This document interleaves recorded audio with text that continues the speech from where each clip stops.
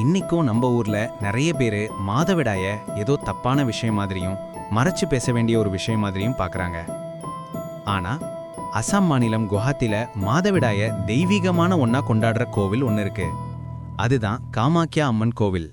இந்தியாவோட ரொம்ப பழமையான அதிசயமான கோவில்கள்ல இதுவும் ஒன்று.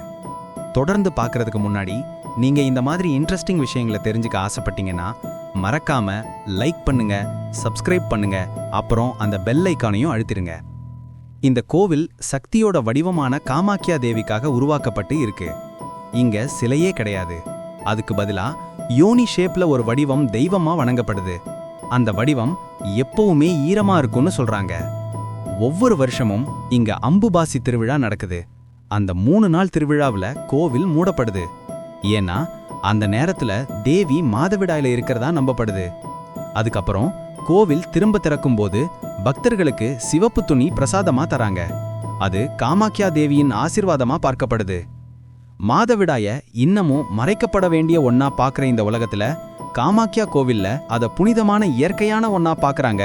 அண்ட் அதை ரொம்ப பெருமையா கொண்டாடுறாங்க. ஓகே ஃப்ரெண்ட்ஸ், இந்த இன்ஃபர்மேஷன் பிடிச்சிருக்கோன்னு நம்புறேன். நெக்ஸ்ட் இன்ட்ரெஸ்டிங் வீடியோல சந்திக்கலாம்.